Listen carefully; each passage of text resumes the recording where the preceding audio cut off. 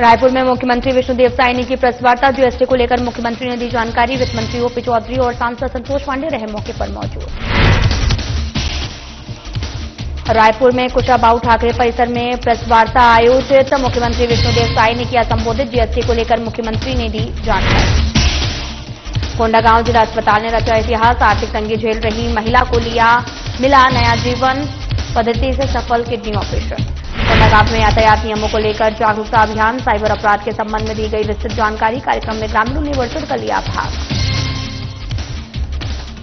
कोंडागांव में पर्यावरण संरक्षण की दिशा में महत्वपूर्ण कदम। भुवनेश देवांगन के घर की छत बनी सूर्य घर। सौर ऊर्जा से घर हो रहा रोशन।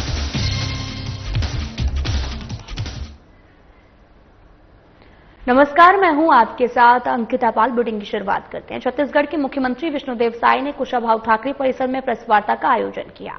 वित्त मंत्री ओपी चौधरी और सांसद संतोष पांडे और प्रदेश महामंत्री नवीन मार्कंडे भी मौके पर उपस्थित रहे। चर्चा के दौरान वित्त मंत्री ओपी चौधरी ने बताया कि मुख्यमंत्री के नेतृत्व में हमारी सरकार प्रधानमंत्री नरेंद्र मोदी की गारंटी को पूरा करने का काम कर रही है।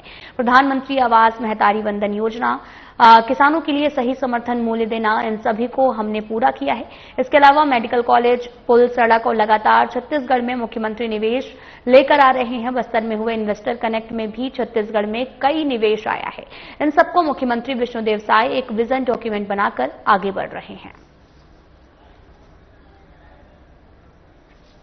देखिए, आदरणीय मुख्यमंत्री जी के नेतृत्व में लगातार हमारी सरकार मोदी जी के गारंटी को पूरा करने का काम कर रही है।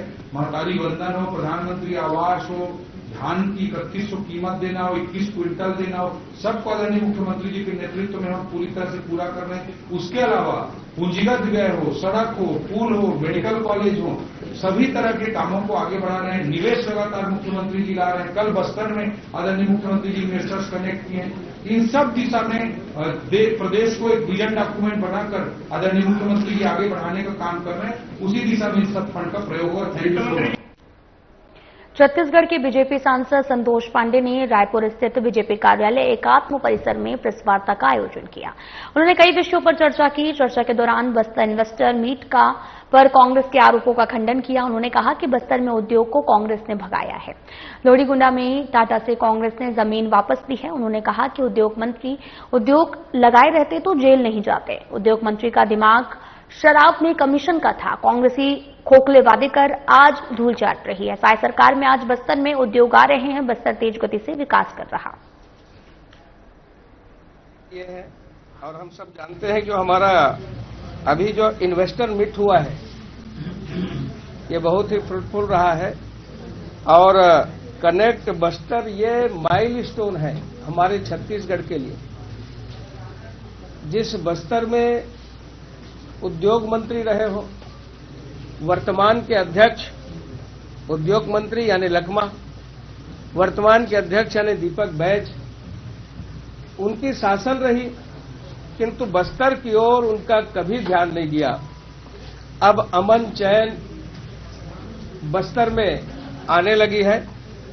हम सब जानते हैं लोहंडीगुड़ा में टाटा स्टील को लेकर कांग्रेस ने हमेशा विरोध किया और जिसके कारण ये परियोजना शुरू नहीं हो पाई, बंद हो गया। आज जो रावघाट परियोजना है ये 3513 करोड़ रुपए की आजादी के बाद कांकेर जिले में जो बस्तर संभाग का हिस्सा है, रेल लाइन विस्तार का कार्य तेजी के साथ हो रहा है। इंफ्रास्ट्रक्चर के कार्य हो रहे हैं। रावघाट परियोजना को लेकर के हमारी सरकार बहुत संवेदनशील है। और मैं तो ये कहना चाहूंगा कि जिस प्रकार से उद्योग नीति में हमारी सरकार ने जो रियायत दिया है उसमें विदेश की कंपनियां छत्तीसगढ़ में और बस्तर की ओर आकर्षित है। उन्होंने अपना रुझान दिखाया है और 38 कंपनियों को उद्योग लगाने की स्वीकृति प्रदान की जा चुकी है। इसमें हॉस्पिटल भी है, होटल भी है। 1 साल के अंदर और ये सब चालू हो जाएंगे। 1000 करोड़ का इन्वेस्टमेंट निवेश बस्तर की सूरत, बदलने वाली है और जिसमें 3000 से ऊपर लोगों को रोजगार भी मिलेगा। इस प्रकार से बस्तर अनेक सोपानों को तय करेगा। उद्योग लगाने वालों में तो छत्तीसगढ़ के भी ऐसे बहुत से उद्योगपति हैं जो बीजापुर में भी उद्योग लगाने के लिए इंटरेस्टेड हैं। यह दिखाता है कि किस प्रकार से चाहे वो बीजापुर हो, सुकमा हो, सुदूर अंचल हो, वहां शांति आई है, अमन चैन आई है। हम सब जानते हैं कि बस्तर में गंभीर बीमारी रोग होने के कारण इलाज के लिए आंध्र प्रदेश, हैदराबाद, दूसरे प्रदेशों में जाना पड़ता था और उसके लिए भी 5 बड़े अस्पताल खुलने जा रहे हैं। पहले भी मेडिकल कॉलेज की स्थापना भाजपा के शासनकाल में ही हुआ और सब प्रकार के विशेषज्ञ स्पेशलिटी हॉस्पिटल भी भाजपा के ही कार्यकाल में हुआ। मैं आपको बताना चाहूंगा कि ऐसे 10 दिन में पहले देश के तीसरे नंबर के कॉन्टिनेंटल हॉस्पिटल से सरकार का एमओयू हो गया है और इसके आने से रोबोटिक सर्जरी जैसे इलाज भी बस्तर में होंगे। बस्तर के सुदूर अंचलों की जनता को, हमारे आदिवासी भाइयों को बहुत लाभ होगा, स्वास्थ्य में भी सुधार होगा। इसके अलावा अभी गुरुवार को छत्तीसगढ़ के ही 4 बड़े अस्पतालों ने भी अपनी चैन बस्तर में डालने की स्वीकृति प्रदान की, जिसमें messrs Raipur stone clinic private limited 550 crore रुपए में अब ये शुरुआत करने जा रही है। मित्रों, इसके साथ ही साथ जो छोटे छोटे उद्योग हैं उसकी भी अब बस्तर में बाढ़ आने लगी है। इसमें ऐसे 33 करोड़ की मसालों की ग्राइंडिंग एवं प्रोसेसिंग की यूनिट ये लगने जा रही है, जगदलपुर में खुलेगी। 24 करोड़ रुपए से नॉन मेटालिक्स मिनरल प्रोडक्ट्स की यूनिट खुलने जा रही है और राइस मिलों की तो श्रृंखला लाइन लग गई है। तो इस प्रकार से बस्तर अब रायपुर से, बिलासपुर से यानी मैदानी क्षेत्रों से कहीं भी अछूता नहीं है, उनके साथ कदम से कदम मिलाकर बढ़ने के लिए तैयार है। यही सूचना आप सबको देनी।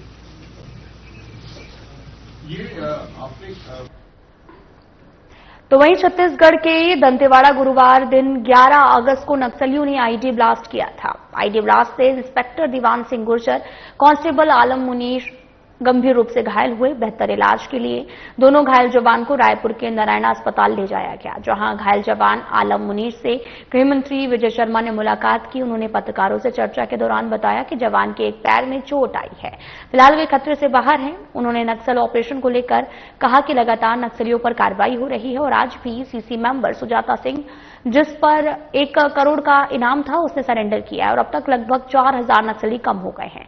उन्होंने कहा कि आने वाले 4 से 6 महीनों में इतने ही नक्सली और कम होंगे, ये वे सरेंडर करेंगे या फिर गिरफ्तार होंगे। सुरक्षा बल लगातार नक्सलियों पर प्रहार कर रही है। दंतेवाड़ा जिले के मुकेश आलम और रेगुलर जिस तरीके से मूवमेंट होता था वैसे ही रेगुलर मूवमेंट था, लेकिन इस बार आईडी लगा हुआ था और इससे बायां पैर उनका क्षतिग्रस्त हो गया। मैंने डॉक्टर से मुलाकात की है और ये पूरी तरीके से किसी भी डेंजर से बाहर है। जितने भी फॉरेन पार्टिकल्स थे वो शरीर से बाहर निकाल लिए गए हैं। ऑपरेशन भी सक्सेसफुली हो गया है। परिवार वाले आए हैं, जो प्रोविजंस हैं सरकारी वो तो होंगे ही होंगे। मैंने भी कहा है अपनी तरफ से कि कोई और भी बात आपको लगती है तो नंबर अपना छोड़ा है, आप मुझे बताना। जब मैं आपसे चर्चा कर रहा हूं तो क्या नाम उसका सरेंडर किया, सुजाता नामक एक और सीसी मेंबर थी। सुजाता नामक सीसी मेंबर ने आज तेलंगाना में आत्मसमर्पण किया है। तो सीसी मेंबर आप कुल मिलाकर देखेंगे तो सक्रिय सीसी मेंबर छत्तीसगढ़ में बहुत कम रह गए और अन्य जो प्रदेशों में है वो भी अब सरेंडर कर रहे हैं।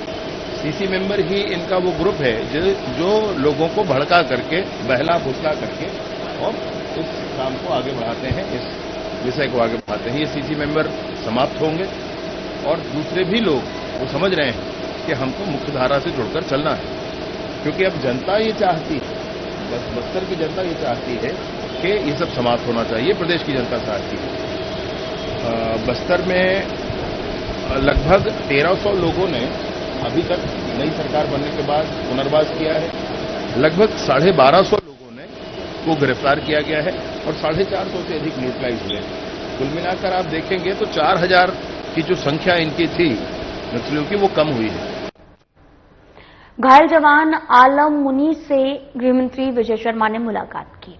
पत्रकारों से चर्चा में केंद्रीय गृहमंत्री अमित शाह के छत्तीसगढ़ के बस्तर दशहरा में शामिल होने को लेकर कहा, मुरिया दरबार के समय में केंद्रीय गृहमंत्री छत्तीसगढ़ आ सकते हैं। मांझी चाहते हैं कि केंद्रीय गृहमंत्री अमित शाह बस्तर दशहरा में आए और शामिल हो, उनके आने की संभावना बनी हुई है।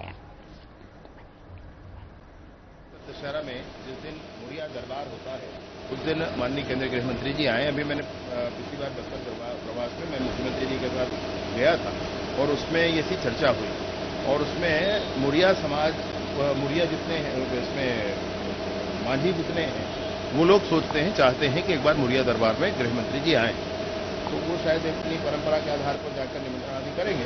तो जैसा भी होगा माननीय गृह मंत्री जी का, मुझे लगता है अगले महीने उनका आना संभावना है। गृहमंत्री विजय शर्मा ने पत्रकारों से चर्चा की और इस दौरान भारत पाकिस्तान मैच पर कहा कि अगर मैच तय है तो देखा जाए। भारत ने अपने सकारात्मक छोड़ी नहीं है, मगर किसी की नकारात्मकता को स्वीकार भी नहीं किया जाएगा। देखने वाला मामला नहीं है। अगर मैच खेल है, अगर मैच तय है तो देखा जाए। भारत ने कभी भी सकारात्मकता छोड़ी नहीं है, परंतु किसी की नकारात्मकता को स्वीकार भी नहीं किया जाएगा, दोनों ही भारत के साथ। शासकीय गुंडाधुर स्नाकोत्तर महाविद्यालय कोंडागांव में शुक्रवार को रसायन शास्त्र विभाग के अंतर्गत केमिकल सोसाइटी का गठन किया गया।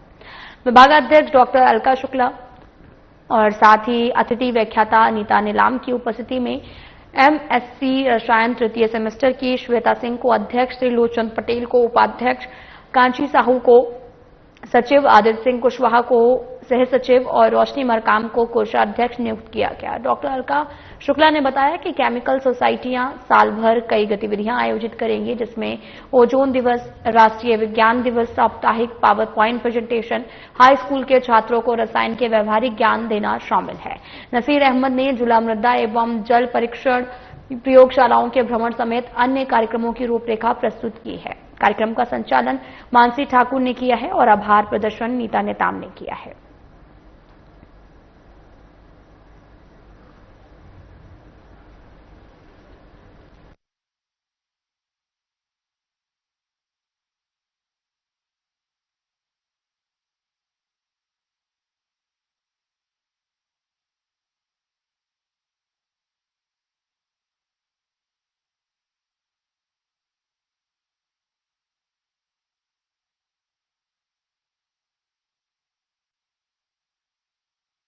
छत्तीसगढ़ के मुख्यमंत्री विष्णुदेव साय ने कुशाभाऊ ठाकरे परिसर में प्रेस वार्ता का आयोजन किया।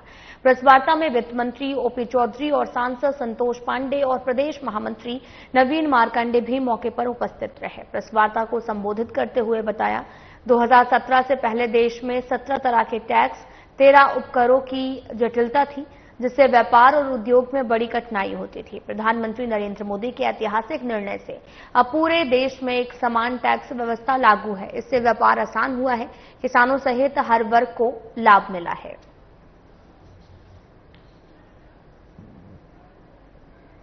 जो शेष है, आदरणीय हमारे मुख्यमंत्री जी ने भी स्पष्ट तौर पे आप सबको बताया कि शेष जो 400 रुपये प्रति टन लग रहा था कोयला पे, वो अब समाप्त कर दिया गया है और उसके जगह में अब उसको जीएसटी में मर्ज कर दिया गया है। तो शेष का जो भी कोई भी शेष भारत सरकार के द्वारा लगाया जाता है, उसका स्पेसिफिक पर्पज होता है, विशेष उद्देश्य होता है। और ये विशेष पर्पज क्या थे, आप सबको ज्ञात ही है कि जब जीएसटी 1 जुलाई 2017 को लागू किया गया था, तो सभी राज्य और केंद्र की सरकार सब बैठकर जीएसटी काउंसिल में निर्णय लिए थे कि 5 वर्षों तक जीएसटी का कंपनसेशन हम राज्यों को प्रदान करेंगे। ये यूनियन की ओर से जिम्मेदारी ली गई थी और उसी बीच में कोरोना आया, जिससे राजस्व में एकाएक फॉल आया था, सभी के राज्यों के भी राजस्व में, केंद्र के भी राजस्व में। इसके बावजूद भी भारत सरकार ने 14% ग्रोथ के हिसाब से सभी राज्यों को, देश के सभी राज्यों को जीएसटी का जो कंपनसेशन देना था वो दिया। और इसके लिए भारत सरकार को कोरोना के कारण विशेष लोन लेना पड़ा था। वो लोन लेने का काम भी भारत सरकार ने किया, लेकिन राज्यों को उनका कंपनसेशन जरूर दिया कोरोना के फॉल के बावजूद। इसी जो अतिरिक्त लोन लिया गया था, उस लोन को रीपेमेंट करने के लिए सेस लगाया गया था। उस सेस के लिए भी भारत सरकार ग्रुप ऑफ मिनिस्टर्स जो गठित की थी, आदरणीय मुख्यमंत्री जी के प्रतिनिधि के रूप में मैं उसका भी हिस्सा था। इसलिए मैं आपको और डिटेल में ये बताना चाहूंगा कि सेस को समाप्त करने का इसलिए निर्णय लिया गया क्योंकि लोन जो लिया गया था उसका रीपेमेंट किया जाता था। कोयला पर सेस लगाया जाता था, वो पैसा सेस पूल में चला जाता था और सेस पूल से उस लोन अकाउंट में जो प्रिंसिपल अमाउंट और इंटरेस्ट अमाउंट है उसको रीपेमेंट किया जाता था। ये सिस्टम था। अभी अक्टूबर 2025 में ये लोन का रीपेमेंट पूरा हो जाएगा। ये लोन का रीपेमेंट पूरा हो जाएगा, इसलिए भारत सरकार ने सेस को समाप्त कर दिया। अब सवाल यह है कि 400 रुपए का जो सेस था वो कोयला में इकोनॉमी में एडजस्ट था कि भाई सबको वही रेट समझ में आता था। तो इसलिए हमने भी विशेष रूप से निवेदन किया था हमारे छत्तीसगढ़ की ओर से, आदरणीय मुख्यमंत्री जी की ओर से मैंने वह रिक्वेस्ट किया था कि भाई सेस को अगर हटा रहे हैं तो रेट को कम करने के बजाय उसको जीएसटी में मर्ज कर दी। तो भारत सरकार ने हमारे छत्तीसगढ़ के विशेष आग्रह को ग्रुप ऑफ मिनिस्टर में पहले एक्सेप्ट किया, फिर जीएसटी काउंसिल ने भी एक्सेप्ट किया और जीएसटी काउंसिल ने अब उसे एक्सेप्ट करके जीएसटी में मर्ज कर दिया है। और जीएसटी में मर्ज कर देने के बाद 50% राज्य को मिल जाएगा। जो भी कोयला कंज्यूम होगा छत्तीसगढ़ में, पहले सेस लगता था, पूरा पैसा सेस पूल में चला जाता था। 50% अब छत्तीसगढ़ और 50% सरकार को चला जाएगा और 50% केंद्र को भी जो जाएगा उसका डिवोल्यूशन के रूप में वित्त आयोग की सिफारिश अनुसार 41% और हिस्सा छत्तीसगढ़ को मिलेगा। तो इससे छत्तीसगढ़ को विशेष लाभ होने जा रहा है। और आपने कहा कि कोयले की चोरी और उस पर कालाबाजारी और उस पर भ्रष्टाचार जो था वो कैसे रुकेगा। वो आदरणीय मुख्यमंत्री जी ने हमारी सरकार बनते ही विधानसभा में ऐलान कर दिया था कि जुलाई 2020 में जो ऑनलाइन सिस्टम था कोयले की रॉयल्टी का, उसको पिछली सरकार ने भ्रष्टाचार करने के लिए ऑफलाइन सिस्टम बनाया था। आदरणीय मुख्यमंत्री जी ने, जिनके पास माइनिंग का भी चार्ज है, उन्होंने पूरे शिद्दत के साथ हमारी सरकार बनते ही विधानसभा में ऐलान किया कि वो ऑफलाइन सिस्टम जो कांग्रेस ने कर दिया था वो ऑनलाइन सिस्टम होगा और कोयले पर जो भर्राशाही चल रही थी उसे आदरणीय मुख्यमंत्री जी ने समाप्त कर दिया। कोंडागांव जिला लगातार स्वास्थ्य के क्षेत्र में नए नए कीर्तिमान स्थापित कर रहा है। 4 सितंबर 2025 का दिन भी जिले के लिए ऐतिहासिक दिन रहा। कोंडागांव जिला अस्पताल के चिकित्सकों ने पहली बार लेप्रोस्कोपी पद्धति से किडनी का सफल ऑपरेशन किया है और ये उपलब्धि न केवल चिकित्सक जगत के लिए एक मील का पत्थर साबित हुआ, बल्कि गरीबी और बीमारी से जूझ रही एक महिला के जीवन के लिए भी वरदान साबित हुई। जिले के बाजार पारा की 35 साल की सावित्री को राम का जीवन निरंतर संघर्ष से भरा रहा। सावित्री के पति का कुछ साल पूर्व निधन हो गया था। इससे परिवार की जिम्मेदारी अचानक उनके कंधों पर आ गई। सावित्री घर चलने के लिए दूसरों के घरों में झाड़ू पोछा और बर्तन धोने का काम शुरू किया ताकि अपने 2 बेटे और 2 बेटियों का पालन पोषण कर सके। 2 साल पहले उन्हें लगातार लघुशंका की समस्या हुई। मेहनत से जोड़ी गई थोड़ी थोड़ी सी रकम लेकर विशाखापट्टनम गई और जहां जांच में गंभीर किडनी रोग की पुष्टि हुई, डॉक्टरों ने तत्काल ऑपरेशन की सलाह दी है।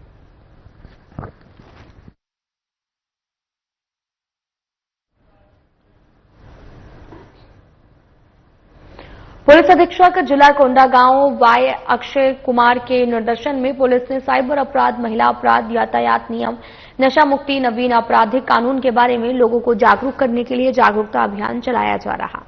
इसी परिप्रेक्ष्य में सहायक उप निरीक्षक गिरीश कतलम के नेतृत्व में ग्राम राकसबीड़ा में चलित थाना लगाकर उपस्थित सभी ग्रामीणों को विशेष तौर पर साइबर अपराध और साइबर अपराधों से खुद को बचाने के तरीके, महिला एवं बच्चों से संबंधित अपराधों, यातायात नियमों का पालन करने, नशा मुक्ति के तहत में नशीली दवाओं के खतरों के बारे में भारत सरकार द्वारा लागू किए गए 3 नए कानून के संबंध में विस्तार पूर्वक जानकारी देकर जागरूक किया गया। इस दौरान कार्यक्रम में गणमान्य ग्रामीण उपस्थित रहे।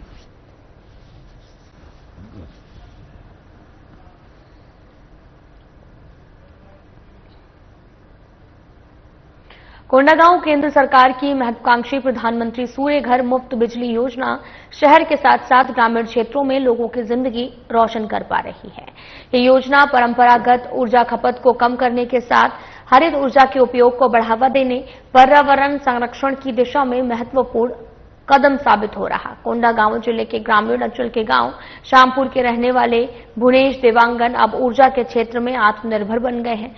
भुवनेश देवांगन ने बताया कि इस योजना की जानकारी स्थानीय बिजली विभाग से मिली है।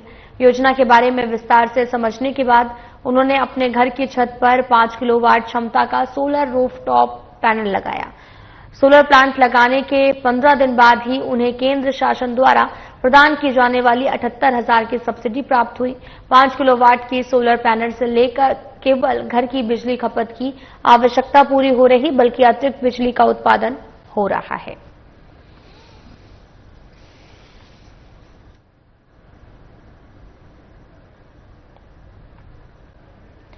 तो आपको बताते चलें कि खबर कोंडागांव से है, जहां पर पर्यावरण संरक्षण की दिशा में महत्वपूर्ण कदम उठाए जा रहे हैं।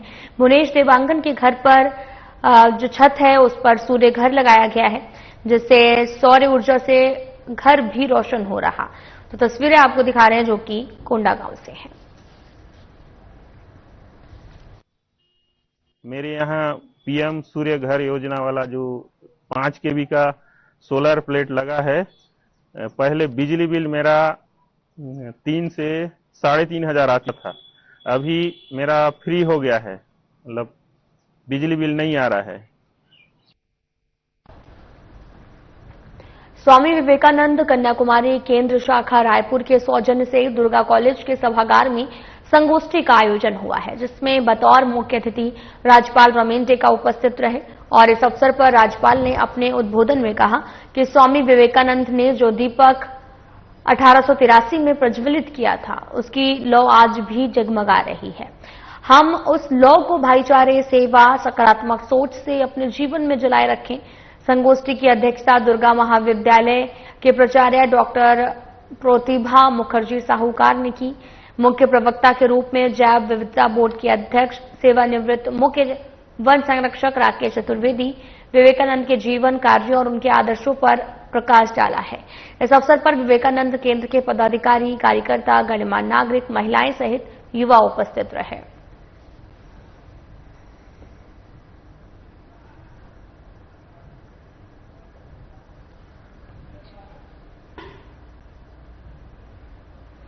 तो वहीं मुख्यमंत्री विष्णुदेव साय ने जगदलपुर में छत्तीसगढ़ इन्वेस्टर कनेक्ट कार्यक्रम का शुभारंभ किया। इस दौरान मुख्यमंत्री विष्णुदेव साय ने कई योजनाओं के हितग्राहियों को चेक वितरित किए हैं, जिसमें पीएमएफएमई योजना अंतर्गत कोंडागांव की रागिनी जायसवाल को फिटनेस फ्यूल के लिए मुख्यमंत्री द्वारा 9,53,500 रुपए का चेक दिया गया। इसी प्रकार जिले के सुरेश कुमार देवांगन को किसान मितान एग्रो ट्रैक्टर ट्रॉली निर्माण के लिए 50 लाख रुपए का चेक प्रदान किया गया। 3 व्यक्तियों को नए उद्योग स्थापित करने के लिए अभिस्वीकृति पत्र प्रदान किया गया। इस अवसर पर मुख्यमंत्री ने कहा कि राज्य सरकार की योजनाओं से स्वरोजगार और उद्यमिता को बढ़ावा मिलेगा, युवाओं और किसानों को आत्मनिर्भर बनने का अवसर भी प्राप्त होगा।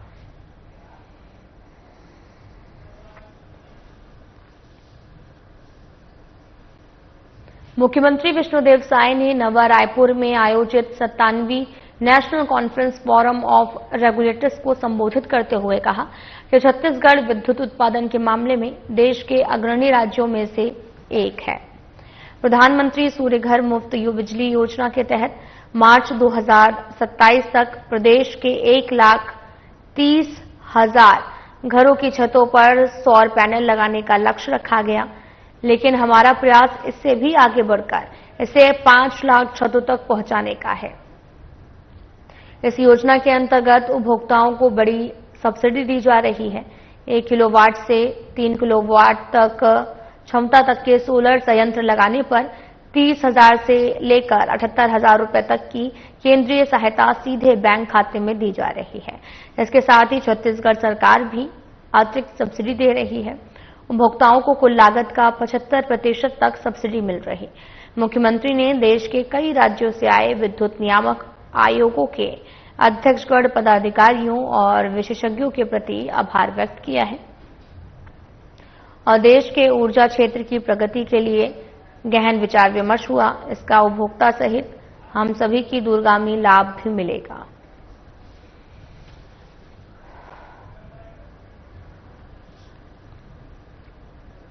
विधानसभा के नगर पंचायत खरोरा में विधायक अनुज शर्मा शिक्षक सम्मान समारोह में शामिल हुए। इस सम्मान समारोह में लगभग 200 से भी अधिक शिक्षकों को शॉल, ट्रिफल, स्मृति चिन्ह भेंट कर सम्मानित किया। विधायक अनुज ने गुरुजनों को प्रणाम करते हुए कहा कि गुरु ही वे दिव्य स्तंभ हैं जिनके ज्ञान, मार्गदर्शन, मूल्यों से जीवन की दिशा तय होती है। शिक्षक केवल पाठ्यक्रम तक सीमित नहीं रहते, वे समाज में नई चेतना जगाने का काम करते हैं। इसके साथ ही ये भी कहा कि मुख्यमंत्री समग्र शिक्षा अभियान के तहत स्कूलों में आधुनिक सुविधाएं उपलब्ध कराई जा रही। राष्ट्रीय शिक्षा नीति 2020 को लागू कर शिक्षा को और गुणवत्तापूर्ण बनाया जा रहा है। विधायक ने कहा, आने वाले समय में धरसीवा विधानसभा के हर स्कूल में डिजिटल कक्षाएं शुरू की जाएंगी। शिक्षकों के लिए नियमित प्रशिक्षण और छात्रों के करियर काउंसिल की व्यवस्था भी की जाएगी।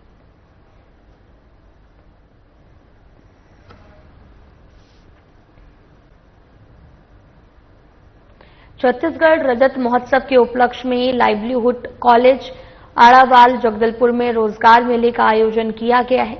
रोजगार मेला में निजी सार्वजनिक क्षेत्र के नियोजकों द्वारा 300 से अधिक पदों के लिए योग्य अभ्यर्थियों का चयन किया जाएगा। इच्छुक अभ्यर्थी रोजगार विभाग के पोर्टल पर नियोजक पदों सहित योग्यता, वेतन, पदस्थापना स्थल की जानकारी देख सकते हैं और रोजगार और स्वरोजगार मार्गदर्शन केंद्र जगदलपुर की सूचना पटल पर देखी जा सकती है।